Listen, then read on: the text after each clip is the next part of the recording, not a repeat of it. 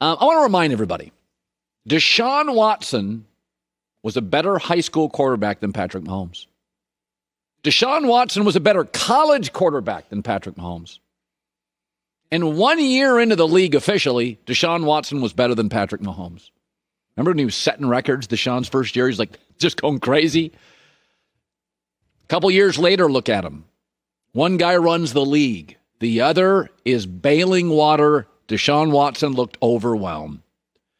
We say this all the time, even for great quarterbacks.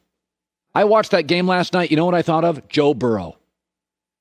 I feel sorry for him. Patrick Mahomes is the big three. Super talented, super support system, and super coachable. Deshaun is two of those, but he doesn't have the support system. And Deshaun Watson has been putting a lot of makeup on those pimples for years, and there's just limitations. The acne's too bad with the Texans. There's too many pimples. Making bad trades, moving off DeAndre Hopkins. Isn't it funny, too? Once you get the quarterback and coach right, it just, everything else works. You draft a rookie running back from LSU. I mean, I like him. He's that good? First game? Would he be that good anywhere else? Sammy Watkins, they kind of overpaid for him. Nah, Mahomes and Andy Reid make it work. Honey Badgers, you have anything left in the tank? That worked too. Once you get the quarterback and the head coach right, everything works. I mean, Sam Darnold was way better than Josh Allen all through high school and college. Josh Allen played high school football in California, had to go to Wyoming to play. But when you watch him now, who wins? You can be coachable. You can work hard and be talented. What's your support system? Anytime Patrick Mahomes makes a mistake, he's got this incredible safety net of coaching, management, executives. This is why I always support professional athletes. Mobility, moving to a better team, joining star players, going to better coaching, going to bigger venues, demanding trades. Eli Manning is going to be a Hall of Famer because before he was drafted, he uttered this sentence: I want to play for the New York Giants, not the San Diego Chargers. And that is why he's a Hall of Famer. And that's probably why, no shot at the Chargers, Phillip Rivers will not be. Patrick Mahomes comes into this league as wildly talented, but didn't win a lot in college. Then he gets Brett Veach, the GM, Andy Reid, and they're building the O-line and the offense. And then he was a little bit of a gunslinger. Last year he was only 11th in completion percentage and a little bit wild. And then last night, he took another step in the evolution. Last night he was Mr. Efficient. He was a Tesla. He was no longer a flamethrower. He was a surgeon. A lot of guys come into this league, they got cannons. And that's it. I always use Jeff George. They never get better. That's what they don't have the coaching. They don't have the support system. But last night, we got another level. We've seen this with Lamar. Another level of Patrick Mahomes. Audibling, reading defenses, efficiency. It's not just talent and coachability. You need the support system. That's why I'm always for players moving, because they have short careers. By the way, last night was not a referendum against Deshaun Watson or a referendum for Patrick Mahomes. But it is a referendum on you can't do it alone and how valuable coaching, support, executives, offensive line, stability, and a lack of chaos are.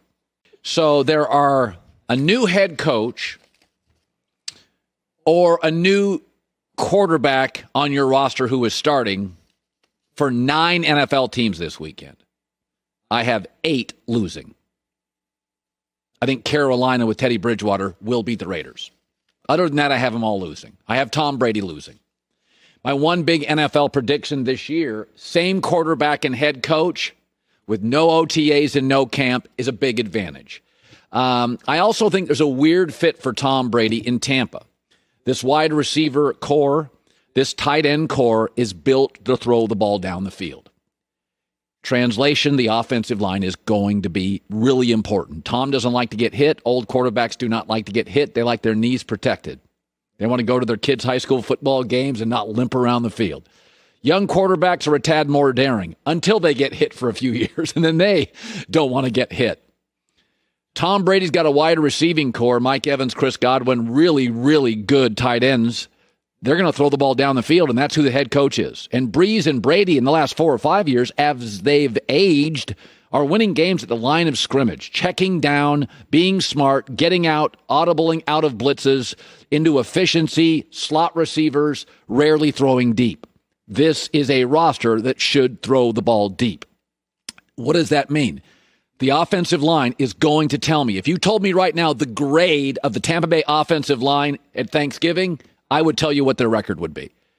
To me, I know this is a rock star roster with Gronk and Brady and Shaq Barrett and there's all sorts. I want you to pay attention to somebody you have never seen play. His name is Tristan Wirfs. He's from Iowa. He's a right tackle. He's going to go up against Cameron Jordan, who is the best 4-3 defensive end in football. He's on our show all the time. You will know by the end of the first quarter, if Tom Brady is running for his life, Tampa Bay is in trouble. That's what this game is going to come down to. Can the rookie from Iowa, who unlike other rookies at right tackle, had no OTAs and had no exhibition games, these will be his first live NFL snaps against Cameron Jordan, who's unbelievably talented. And oh, by the way, if you were a young person in your 20s and you go to the NFL and your first assignment is to protect the greatest living quarterback and the greatest player in league history, a couple butterflies maybe, a little, that the pressure is on Tristan Wirfs, who has a legendary calorie intake. Love the kid.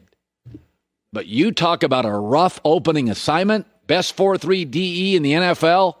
You got to protect Tom Brady, new pieces, new system. You want to slide Gronk over next to the rookie from Iowa to help out. That, to me, is the game. This offense is built to throw the ball down the field, and that's not who Tommy's been the last 4 or 5 years. It's not who Drew Brees has been the last 4 or 5 years. And Aaron Rodgers, by the way, has been leading the NFL in throwaways. He doesn't want to get hit either, and he's really athletic. That, to me, is the game.